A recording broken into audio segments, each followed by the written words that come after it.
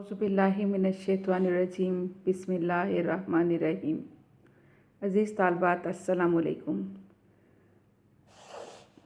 मैं Quaid-e-Azam public college के शोबा उर्दू की जानिब से मिसेस ज़ुमैरा अज़ीम आपसे मुखातिब हूँ। उम्मीद है आप सब और आपके अहले खाना बखैरियत व आफ़ियत होंगे और मेरी दुआ है कि अल्लाह ताला हम सबको अपने हिफ्ज़ व अमान में रखे और हम जल्द अपने स्कूल वापस आकर अपनी तालीमी सरगर्मियों का बाकायदगी से आगाज़ कर सकें। अज़ीज़ तालबात, जैसा कि हम सब को मालूम है कि कोरोना वायरस के फैलाव की वजह से हम अपने नए तालीमी साल का बाकायदगी से आगाज़ नहीं कर सके थे और इसी बात को मद्देनज़र रखते हुए स्कूल की इंतज़ामिया ने आपकी सहूलत की खातिर ऑनलाइन क्लासेस का इजरा किया है। इसी मकसद के लिए आप सबको ऑनलाइन पढ़ाया जा रहा है और मेरा ये लेक्चर भी इसी सिलसिले की एक कड़ी है। इससे पहले कि मैं जमात नहम का पहला सबक आपको पढ़ाऊँ, मैंने इस किताब के उस सबक के सफ़ात आपके लिए अपलोड कर दिए हैं, क्योंकि बहुत से बच्चे ऐसे होंगे जिन्होंने अभी तक ये किताब नहीं ख़रीदी होगी, क्योंकि बाज़ार बंद होने की वजह से बच्चों को इन मसाइल का सामना करना पड़ रहा है। प्यारी बेटियों, जब हम ये जमात नहम की पढ़ाई का आगाज़ करेंगे तो कुछ बातें मैं आपसे इससे पहले करना चाहती हूँ। जमात छशम और हफ्तम में जब हम उर्दू की किताब पढ़ते थे तो उस सबक के मुसन्निफ़ के बारे में आपकी किताब में उसके हालात ज़िंदगी के बारे में कुछ नहीं बताया होता था और ना ही आपसे उसके बारे में कोई सवालात इम्तहान में पूछे जाते थे। लेकिन जमात नहम के पर्चे का तरीक़ाकार उससे कुछ मुख्तलिफ है। यहाँ पर जो कसीरुल इंतखाबी सवालात आपसे पूछे जाते हैं वो ना सिर्फ़ शायर और मुसन्निफ़ की हालात ज़िंदगी, सबक या नज़्म के मतन और ग्रामर तमाम ही चीज़ों में से शामिल होते हैं। ग्रामर के बारे में हम आपको वक्त के साथ साथ जो है वो बताते चले जाएंगे। अभी चूँकि आपको पहला सबक मैंने पढ़ाना है, लिहाजा मैं पहले उसी की बात करूँगी। और जो आज मैं आपको सबक पढ़ाने के लिए जा रही हूँ वो है हिजरत नबी सल्लल्लाहु अलैहि वसल्लम। इस सबक को मौलाना शिबली नुमानी ने तसनीफ़ किया है और अगर आप अपनी किताब आपने अपने सामने खोल के रखी हो तो आप देख सकते हैं कि सफ़ा नंबर 1 पर आपको मौलाना शिबली नुमानी के हालात ज़िंदगी और सफ़ा नंबर 2 पर आपको हिजरत नबी सल्लल्लाहु अलैहि वसल्लम दिखाई देगा।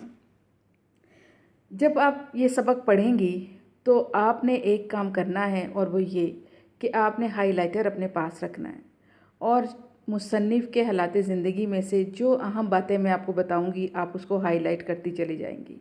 इसी तरह से सबक में से भी आप जो जो बात आपको अहम लगती है वो आप उसको हाईलाइट करती जाएंगी, क्योंकि मैंने अपने लेक्चर के इख्तिताम पर आपके लिए एक सरगर्मी का भी जो है वो इंतखाब कर रखा है और वो उन MCQ पर मुश्तमिल होगी जो इस सबक में से और मुसन्निफ़ के हालात ज़िंदगी में से मैं आपसे पूछूंगी। उनके जवाब जानने के लिए आपके लिए इस सबक को और मुसन्निफ़ के हालात ज़िंदगी को, मुसन्निफ़ के तारुफ़ को बड़ी गहराई से पढ़ना बहुत ज़रूरी होगा। लिहाजा आप सब जो है इसकी एक एक चीज़ को गौर से पढ़ेंगे, देखेंगे और फिर इसमें से मैं आपको भी MCQs बनाने के लिए कहूँगी। लेकिन चूँकि ये भी पहला सबक है लिहाजा मैं कुछ MCQs आपको बताऊँगी। इसके अलावा मैंने जहाँ किताब के सबक के सफ़ात को आपके लिए अपलोड किया है वहाँ इस सबक में आने वाले मुश्किल अल्फाज के मानी, कसीरुल इंतखाबी सवालात और साथ ही साथ मशकी सवालात के जवाबात भी जो हैं वो मैं आपके आसानी के लिए तहरीर कर रही हूँ, ताकि आपको किसी भी किस्म की कोई परेशानी ना हो और आप इस सबक को ध्यान से पढ़ सकें। चलें बेटा, अब हम अपनी सबक की जानिब आते हैं। तो हिजरत नबी सल्लल्लाहु अलैहि वसल्लम को लिखने वाले मौलाना शिबली नुमानी की अगर मैं बात करूं तो उन सबसे पहले उनके नाम के नीचे आपको 2 सन यानी साल दिखाई दे रहे हैं, 1857 और 1914। 1857 उनका सन विलादत है और 1914 उनका सन वफ़ात है, यानी जब उन्होंने वफ़ात पाई। और ये दोनों ही सन आपके लिए याद रखना बहुत ज़रूरी है। पेपर में जो MCQs आते हैं उसमें मोस्ट इम्पॉर्टेंट जो हैं ये 2 MCQs हैं। एक तो ये कि मुसन्निफ़ या शायर की पैदाइश कब हुई और कब उन्होंने वफ़ात पाई। मौलाना शिबली नोमानी कस्बा बंदोल ज़िला आज़मगढ़ भारत में 1857 में पैदा हुए थे और उनके वालिद शेख हबीबुल्लाह वकील थे। शिबली ने भी कुछ दिन वकालत की थी, फिर अलीगढ़ कॉलेज में वो फ़ारसी के उस्ताद मुकर्रर हो गए। वहाँ उन्हें सर सैयद हाली मोहसिनुल मुल्क और ऑर्नल्ड की सोहबत में मुस्तफ़ीद होने का मौका मिला। 1892 में ऑर्नल्ड के साथ शिबली ने मिस्र, शाम, कुस्तुनतुनिया और दूसरे इस्लामी ममालिक का सफ़र किया। सर सैयद की वफ़ात 1898 के बाद अलीगढ़ कॉलेज से इस्तीफ़ा देकर आज़मगढ़ चले गए। अब आप देखें यहाँ पर एक MCQ और बड़ा नुमाया आपको नज़र आ रहा है कि सर सैयद की वफ़ात, सर सैयद अहमद ख़ान का नाम आप सबको पता है और उनकी वफ़ात का साल भी यहाँ दिया गया। यानी इसमें बाज़-औक़ात ऐसा नहीं होता कि जिस मुसन्निफ़ के बारे में हम पढ़ रहे हैं उसी से मुतल्लिका जो है MCQs पूछे जाएंगे। बाज़-औक़ात वो इनडायरेक्ट भी पूछ लेते हैं, जैसे यहाँ से सर सैयद की वफ़ात का साल आपसे पूछा जा सकता है। जहाँ जहाँ यहाँ पे साल आ रहे हैं वो आप सारी लाइन्स में उन तमाम लाइन्स को हाईलाइट करेंगे। कहाँ पर उन्होंने पैदा हुए, भारत के किस शहर में पैदा हुए, कब पैदा हुए, इस तरीके से जो है आप वो सब चीज़ों को हाईलाइट करते चले जाएंगे। इसी तरह से लखनऊ में जो है मौलाना शिबली नोमानी ने नदवतुल उलमा के नाम से जो है एक इदारा कायम किया था और आज़मगढ़ में उन्होंने एक इदारा बनाया था दारुल मुसन्निफ़ीन। यानी ये भी इदारे कहाँ, किस शहर में किसने बनाए, ये आपसे MCQs पूछे जा सकते हैं। इस तरह से शिबली शायर भी थे, लेकिन उनकी शोहरत का जो मदार था वो ज़्यादातर उनकी नसर पर है। यानी ज़्यादा उन किस वजह से मशहूर हुए थे कि वो नसर निगार थे। अब ये भी एक MCQ बन जाता है पेपर में, ठीक है। तो उनका शुमार उर्दू के बड़े बड़े हम नसर निगारों में करते हैं। इसके अलावा उन्होंने बहुत से मौज़ूआत पे जो है वो लिखा, जिसमें तारीख़ भी आ जाती है, तनकीद भी आ जाती है, सवाने उम्री भी है, यानी किसी के हालात ज़िंदगी बयान करना, सियासत भी है, ठीक है। इन तमाम जो है वो उन्होंने मौज़ूआत पे कलम उठाया, इसके बारे में हमें बताया। तो इनका लेकिन सबसे बड़ा जो अदबी कारनामा हमें नज़र आता है वो उनका अंदाज़े बयां है। यानी बातों को इस कदर अच्छे तरीके से वो बयान करते हैं कि वो मुख्तसर अल्फाज में जो है वो एक बड़ी बात हम तक पहुंचा देते हैं। इसके अलावा आखिरी पैराग्राफ पर अगर आप आ जाएंगी अपनी किताब के, तो आप देखेंगी कि शिबली की अहम जो तसानीफ़ है उनको आप बारे में आपको बताया गया है कि जिसमें अल-फ़ारूक, शेरुल अजम है, अल-फ़ारूक है, अल-मामून है, सीरतुन नोमान है, अल-गज़ाली है, सवाने मौलाना रूम है, सफ़रनामा है, रूम व मिस्र व शाम है और सीरतुन नबी सल्लल्लाहु अलैहि वसल्लम शामिल हैं। यानी जो सबक हम आज पढ़ेंगे हिजरत नबी सल्लल्लाहु अलैहि वसल्लम, वो इसी किताब से लिया गया जिसका नाम है सीरतुन नबी सल्लल्लाहु अलैहि वसल्लम। इस सबक के इख्तिताम पर भी आपको उस किताब का नाम दिखाई देगा और ये भी आपके लिए याद रखना बहुत ज़रूरी है, क्योंकि कुछ MCQs ऐसे हैं जो जिनके आने में कोई शक नहीं है। आप देखें कि मुसन्निफ़ की तारीख़ विलादत, मुसन्निफ़ की जो सन विलादत, उसका सन वफ़ात, सबक जो उसने तहरीर किया उसका नाम या सबक के मुसन्निफ़ का नाम और सबक किस किताब से लिया गया, ये तमाम MCQs जो हैं ये बहुत इम्पोर्टेंट हैं, बहुत अहम हैं। अगर मैं अब सबक की जानिब आ जाऊँ कि हिजरत नबी सल्लल्लाहु अलैहि वसल्लम, तो प्यारे बेटे आप प्यारी बेटियों, आप सब ये जानती हो कि आप सल्लल्लाहु अलैहि वसल्लम ने हिजरत कहाँ से की थी। देखें, सबको पता है ना कि आप सल्लल्लाहु अलैहि वसल्लम ने मक्का से मदीना हिजरत की थी और क्यों की थी, ये भी अगर मैं आपसे पूछूं तो मुझे उम्मीद है कि आप सब अपने घर बैठे जवाब दे रही होंगी। हम सब जानते हैं, आपने अपनी इस्लामियत की किताब में भी, उर्दू की किताब में भी ये बातें पढ़ रखी हैं कि जब आप सल्लल्लाहु अलैहि वसल्लम ने लोगों को इस्लाम की दावत दी थी तो कुफ़ार मक्का ने आप सल्लल्लाहु अलैहि वसल्लम के साथ बहुत बुरा सलूक किया था और ना सिर्फ आपके साथ बल्कि उन मुसलमानों को भी बहुत तकालीफ दी जिन्होंने आपका साथ दिया, जिन्होंने इस्लाम कबूल किया। तो देखें कि इस सबक को पढ़ाने की अगर हम मकासद को देखें तो सबसे अहम मकसद, सबसे पहला मकसद ही ये है कि आप सबको बताया जाए कि जब आप सल्लल्लाहु अलैहि वसल्लम ने इस्लाम की तबलीग की तो किन मुश्किलात का आपने सामना किया और आप सल्लल्लाहु अलैहि वसल्लम ने कुफ़ार के बुरा सलूक के बावजूद उनके साथ कितना अच्छा सलूक किया। इसके अलावा आप ये देखें कि इस्लाम के लिए, अगर हमें इस्लाम की तबलीग के लिए, इस्लाम को फैलाने के लिए अगर हमें मुश्किलात का सामना करना पड़ता है तो ये हमारे प्यारे नबी सल्लल्लाहु अलैहि वसल्लम की सुन्नत है। आप देखें कि सबक का अगर मैं तारुफ आपके सामने थोड़ा सा पेश करूं कि सबक में आप क्या चीज़ पढ़ेंगे, तो आप देखें कि जब कुफ़ार के मसालिम हद से बढ़ गए थे तो अल्लाह ताला ने मुसलमानों को मदीना की तरफ हिजरत करने का हुक्म दिया था। लेकिन आप सल्लल्लाहु अलैहि वसल्लम ने खुद एकदम मदीना हिजरत नहीं की थी। आप अभी मक्का में मौजूद थे और मुसलमान थोड़ा थोड़ा करके जो है वो मदीने जा रहे थे। तो हालांकि आप सल्लल्लाहु अलैहि वसल्लम जो हैं कुफ़ार का असल निशाना थे, क्योंकि उन्हें पता था कि आप सल्लल्लाहु अलैहि वसल्लम ही हैं जिनकी वजह से मुसलमानों के हौसले बुलंद हैं और वो इस्लाम कबूल कर रहे हैं। और वो ये सोचते थे कि नाउज़ुबिल्लाह अगर आप सल्लल्लाहु अलैहि वसल्लम ना रहे हैं तो फिर मुसलमानों पर काबू पाना तो बहुत आसान हो जाएगा। और इसी के लिए वो मुख्तलिफ जो है मंसूबे बनाते रहते थे, मुख्तलिफ बातें सोचते रहते थे। और ऐसे ही एक वाक़ये का इसमें ज़िक्र किया गया है कि जब नबूवत का 13वां साल शुरू हुआ तो और अक्सर सहाबा मदीना चले गए, तो आप सल्लल्लाहु अलैहि वसल्लम को भी अल्लाह ताला ने हुक्म दिया कि आप मदीना की तरफ रवाना हो जाएं। और क्या हुआ कि कुरैश ने सोचा कि हम ऐसा करते हैं कि आप सल्लल्लाहु अलैहि वसल्लम को नाउज़ुबिल्लाह ख़त्म कर देते हैं, या आप सल्लल्लाहु अलैहि वसल्लम को रोकने के लिए कुछ करते हैं। उन्होंने अपने तमाम कबीलों के जो बड़े बड़े सरदार थे उन्हें इकट्ठा किया और उनसे उनकी राय मालूम की, और हर एक ने अपनी राय पेश की। किसी ने कहा कि मोहम्मद सल्लल्लाहु अलैहि वसल्लम के हाथ पाँव में जो है वो ज़ंजीरें डाल के मकान में बंद कर दें। किसी ने कहा कि आप सल्लल्लाहु अलैहि वसल्लम को जिला वतन कर देते हैं, यानी वतन से निकाल देते हैं। और अबू जहल ने कहा कि ऐसा करते हैं कि हर कबीले से एक शख्स जो है वो चुना जाए और सब मिलकर जो है वो आप नाउज़ुबिल्लाह आप सल्लल्लाहु अलैहि वसल्लम का खात्मा कर दें। और इस तरह जो क्या होगा कि उनके जो ये इल्ज़ाम है उनको कत्ल करने का वो सब में बढ़ जाएगा, और फिर आले हाशिम जो हैं यानी आप सल्लल्लाहु अलैहि वसल्लम के जो कबीले के या घर के लोग हैं वो कहाँ सबसे मुकाबला करेंगे। और इस राय को सबने मान लिया और आप सल्लल्लाहु अलैहि वसल्लम के घर का मुहासरा कर लिया। लेकिन आप सल्लल्लाहु अलैहि वसल्लम की भी आप दूसरी तरफ देखें कि आपके किरदार की बुलंदी देखिए कि आप चाहते तो आप देखें आप सल्लल्लाहु अलैहि वसल्लम को चाहे कुफ़ार दीन की तबलीग की वजह से नहीं मानते थे, लेकिन आपकी सदाकत और अमानत के बारे में किसी को कोई शक नहीं था, क्योंकि आपको पहले से ही सादिक और अमीन के लक़ब से पुकारा जाता था। और उस वक्त भी कुफ़ार की बहुत सी अमानतें आपके पास थी।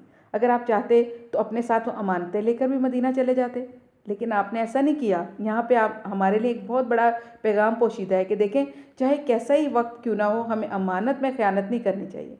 तो आप सल्लल्लाहु अलैहि वसल्लम ने क्या किया कि हज़रत अली को हुक्म दिया कि वो आपके बिस्तर पे सो जाएं और सारी अमानतें उनके सुपुर्द कर दें, कि वो जिनकी अमानतें हैं उनको लौटा दें और फिर मदीना चले आएँ। यानी अमानत में ख़यानत उस वक्त भी नहीं की।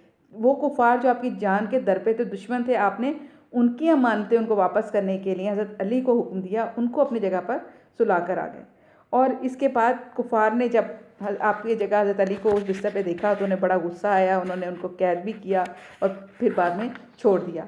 आप सल्लल्लाहु अलैहि वसल्लम हज़रत अबू बकर सिद्दीक़ के साथ गारे सौर में 3 दिन तक पोशीदा रहे, और इस दौरान हज़रत अस्मा जो हैं आपके लिए खाना पका कर लाती थीं।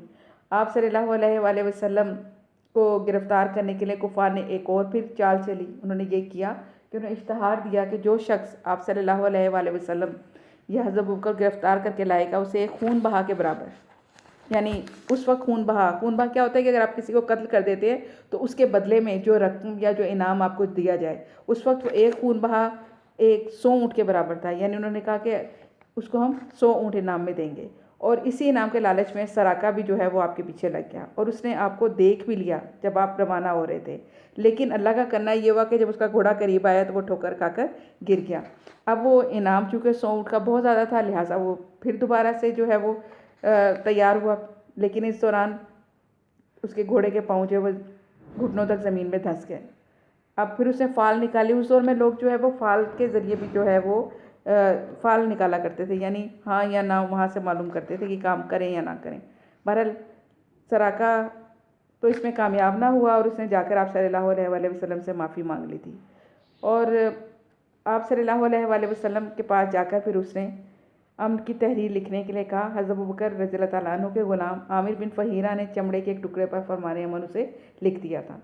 और दूसरी तरफ मदीना के लोग बड़ी बेचैनी से आप सल्लल्लाहु अलैहि वसल्लम का इंतज़ार कर रहे थे और हर रोज़ जो है वो मायूस होकर वापस चले जाते थे। एक दिन इंतज़ार करके जा रहे थे कि यहूदी ने दूर से आपको पहचान के कहा कि हेलर लो देखो, जिसका तुम इंतज़ार करते थे वो आ गया। और वहाँ मदीने के लोग जो हैं वो बेहद खुश हुए। तो बेटा ये तो इस सबक का एक तारुफ था, यानी इस सबक में आपको क्या क्या बातें बताई गई हैं। इसमें बहुत सी चीज़ें अब आप देख रहे हो कि किस साल आप सल्लल्लाहु अलैहि वसल्लम ने हिजरत की। हिजरत नबी क्या है, यानी वो हिजरत जो आपने मक्का से मदीना की, उसे हम हिजरत नबी सल्लल्लाहु अलैहि वसल्लम कहते हैं। इसके अलावा यहाँ पर बहुत सी चीज़ें हैं कि गारे सौर में आपने कितने दिन क़याम किया, गारे सौर में आपके साथ कौन था, गारे सौर में खाना कौन पहुँचाता था। इसके अलावा हज़रत अबू बकर रज़ियल्लाहु तआला अन्हु के बेटे का क्या नाम था, हज़रत अबू बकर रज़ियल्लाहु तआला अन्हु की जो बड़ी साहबजादी थी उनका क्या नाम था, जनाब अमीर से मुराद कौन है। मतलब बहुत से MCQs यहाँ से बन सकते हैं, वो मैं नमूने के तौर पे आपको इंशाल्लाह ताला दिखाऊंगी। आपने इस सबक को पढ़ना है और इसके मुश्किल अल्फाज के मानी जो मैंने आपको दिए हुए हैं वो आप साथ साथ देखेंगी। मैं इस सबक को अब आपको पढ़ के भी दिखाती हूँ ताकि इसका सही तलफ़ुज़ अल्फाज का जो है वो आपको मालूम हो जाए। उस वक्त जबकि दावत हक़ के जवाब में हर तरफ से तलवार की झनकारें सुनाई दे रही थीं, हाफिज़ आलम ने मुसलमानों को दारुल अमान मदीना की तरफ रुख करने का हुक्म दिया, लेकिन खुद वजूद अक़दस सल्लल्लाहु अलैहि वसल्लम जो उन सितमगारों का हकीकी हदफ था, अपने लिए हुक्म खुदा का मुंतज़िर था। नबूवत का 13वां साल शुरू हुआ और अक्सर सहाबा रज़ियल्लाहु तआला अन्हुम मदीने पहुँच चुके, तो वही इलाही के मुताबिक हज़रत सल्लल्लाहु अलैहि वसल्लम ने भी मदीने का अज़्म फरमाया। कुरैश ने देखा क्या मुसलमान मदीने में जाकर ताकत पकड़े जाते हैं और वहाँ इस्लाम फैलता जाता है। चुनांचे लोगों ने मुख्तलिफ राय पेश की। एक ने कहा मोहम्मद सल्लल्लाहु अलैहि वसल्लम के हाथ पाँव में जंजीरें डालकर मकान में बंद कर दिया जाए। दूसरे ने कहा जिला वतन कर देना काफ़ी है। अबू जहल ने कहा हर कबीले से एक शख्स इंतखाब हो और पूरा मजमा एक साथ मिलकर तलवारों से इनका खात्मा कर दे। इस सूरत में उनका खून तमाम कबाइल में बढ़ जाएगा और आले हाशिम के लिए तमाम कबाइल का मुकाबला और आले हाशिम अकेले तमाम कबाइल का मुकाबला ना कर सकेंगे। इस आखिरी राय पर इत्तफाक हो गया और झटपटे से आकर रसूल सल्लल्लाहु अलैहि वसल्लम के आस्ताने मुबारक का मुहासरा कर लिया। अहले अरब जनाना मकान के अंदर घुसना मायूब समझते थे, इसलिए बाहर ठहरे रहे कि हज़रत सल्लल्लाहु अलैहि वसल्लम निकलें तो ये फ़र्ज़ अदा किया जाए। बेटा आपने इसी तरीके से ये सबक जो है पढ़ना है और आप अपने पेरेंट्स में से किसी को, अपने बड़े बहन में किसी को ये सबक पढ़ के सुना सकती हैं ताकि आप सही तलफ़ुज़ जो है इसका वो सीख सकें। और इसके एंड पे जो एक्सरसाइज है इसको सॉल्व करने की मश्क को हल करने की कोशिश करें। बहुत आसान सवालात के जवाब आते हैं, यहाँ पर खाली जगह पुर करें। आप देख रहे हैं सबक ही में से सब कुछ दिया गया है, गलत दुरुस्त फ़िक्रात हैं, कॉलम में लाइए हैं। इस तरह से बेटा सबक का खुलासा मैं आपको अपने अगले लेक्चर में बताऊंगी किस तरह से आपने लिखना है। और ये जो एराब वाला सवाल है ये आपके पेपर के तरीक़ेकार में शामिल नहीं है। बोर्ड में एराब 9th क्लास में नहीं आते, इसी तरह से जुमले भी नहीं आते। सवाल नंबर 6 और 7 हम नहीं करेंगे। सवाल नंबर 8 जमा के वाहिद और वाहिद की जमा है। उसके बाद आपका 9वां सवाल है वो इक़्तिबास की साको सबा के साथ तशरीह है। तो बेटा ये सवाल भी और ख़ुलासे वाला सवाल भी हम जो अगला लेक्चर होगा उर्दू का इंशाल्लाह ताला मैं आपको अहम निकात बताऊंगी उसके भी, और साको सबा के हवाले से भी जो है वो हम इसको सबक को मुकम्मल करेंगे। तब तक के लिए अल्लाह हाफिज़। अल्लाह ताला आपका हामी और नासिर हो।